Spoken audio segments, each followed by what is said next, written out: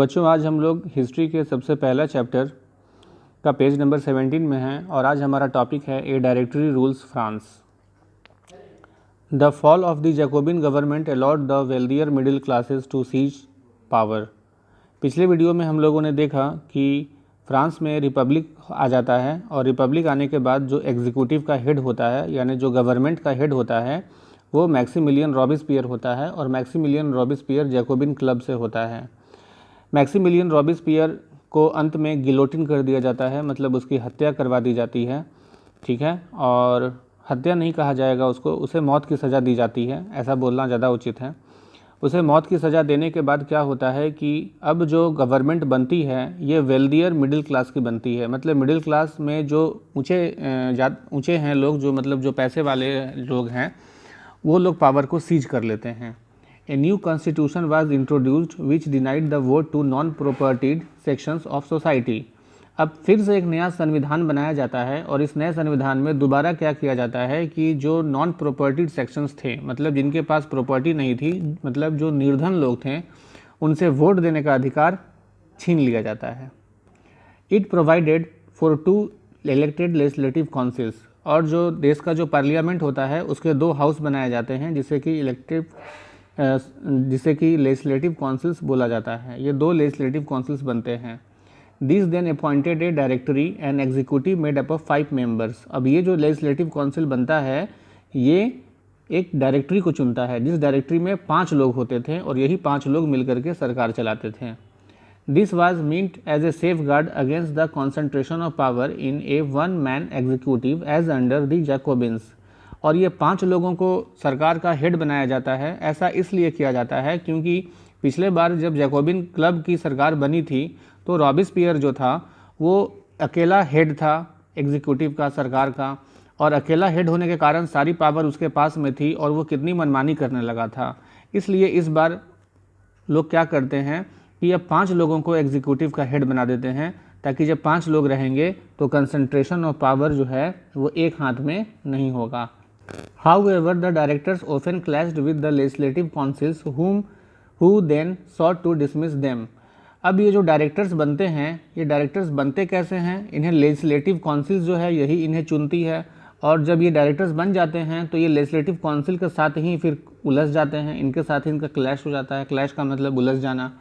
तो ये जिन्होंने इन्हें बनाया है ये उन्हीं से उलझ जाते हैं। तो फिर लेजिस्लेटिव काउंसिल क्या करती है? इन्हीं को डिसमिस कर देती है, हटा देती है, और इस तरीके से फिर नए डायरेक्टर्स को चुन लेती है। जो फिर नया डायरेक्टर बनता है, अब एक ये भी प्रॉब्लम है कि 5 डायरेक्टर्स हैं, मतलब 5 हेड हैं। किसी भी ऑर्गेनाइजेशन के 5 हेड नहीं होने चाहिए। किसी भी ऑर्गेनाइजेशन के एक ही हेड होने चाहिए, चाहे वो ऑर्गेनाइजेशन कितनी भी बड़ी हो, ठीक है। अगर एक उसके हेड होंगे तो वो डिसीजन एक लेंगे, 4-5 लोग उसके मालिक रहेंगे तो 4-5 डिसीजन लेंगे और आपस में कन्फ्यूज़न हो जाएगा और कुछ भी काम नहीं हो पाएगा।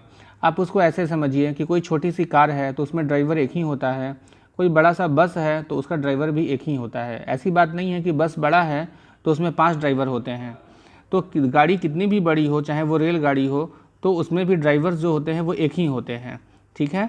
तो 4-5 लोग ड्राइवर रहेंगे तो फिर गाड़ी इधर जाएगी कि उधर जाएगी, कि रोकना है कि ओवरटेक करना है, और लास्ट में एक्सीडेंट हो जाएगा। 5 डायरेक्टर्स का जो सिस्टम था ये बिल्कुल गलत था और इस तरीके से राजनीतिक अस्थिरता आ जाती है फ्रांस में। The political instability of the directory paved the way for the rise of military dictator Napoleon Bonaparte। इस तरीके से जो ये डायरेक्टर्स थे और लेजिस्लेटिव काउंसिल्स थी ये आपस में उलझते रहते थे और डायरेक्टर्स भी आपस में उलझते रहते थे। तो इसका ये जो उलझने के कारण क्या होता है कि फ्रांस में एक पॉलिटिकल इंस्टेबिलिटी आती है, राजनीतिक अस्थिरता आती है, राजनीति स्थिर नहीं रहता है। और इसी समय वहाँ का जो नेपोलियन होता है, नेपोलियन को रास्ता मिलता है सारी सत्ता को हथियाने का। मतलब जिस समय ये सब घटनाएं घट रही थी उस समय जो फ्रांस का सेनापति था वो था नेपोलियन बोनापार्ट। नेपोलियन बोनापार्ट ये सारा चीज़ देखता रहता है कि कितना तमाशा चल रहा है। ना डायरेक्टर्स ठीक से देश को चला पा रहे हैं और ना ही वहाँ की पार्लियामेंट ठीक से देश को चला पा रही है। ये दोनों आपस में उलझे हुए हैं और ये क्या करता है कि सारे 5 डायरेक्टर्स को वहाँ से हटा देता है और ज़बरदस्ती सत्ता हथिया लेता है और पूरी सरकार को अपने हाथ में ले लेता है और ज़बरदस्ती फ्रांस का हेड बन बैठता है।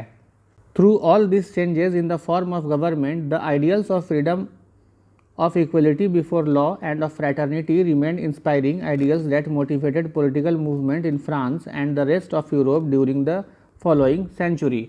अब ये फ्रांस में जो कुछ भी उठापटक हम लोगों ने देखा, हम लोग जब फ्रांस की ये चैप्टर पढ़ना शुरू किए थे तो हमने देखा कि सबसे पहले वहाँ पर एब्सोल्यूट मोनार्की थी, उसके बाद वहाँ पर कॉन्स्टिट्यूशनल मोनार्की आई, उसके बाद वहाँ पे रिपब्लिक आया, उसके बाद वहाँ पे डायरेक्टरी रूल आया, और उसके बाद अभी ये नेपोलियन आ जाता है तो डिक्टेटरशिप आ जाता है। तो हमने ये टोटल 5 सिस्टम्स देखे फ्रांस में। ये जो उठापटक हो रहा था फ्रांस में, चाहे जो भी हो रहा था, लेकिन इस उठापटक में फ्रीडम की बात हो रही थी, इस उठापटक में इक्वलिटी बिफोर लॉ की बात हो रही थी, और फ्रेटर्निटी का मतलब होता है भाईचारे की बात हो रही थी। और ये सारी चीज़ें जो थी फ्रांस की जो पॉलिटिकल मूवमेंट्स थी उसे मोटिवेट कर रही थी, उसे प्रेरित कर रही थी।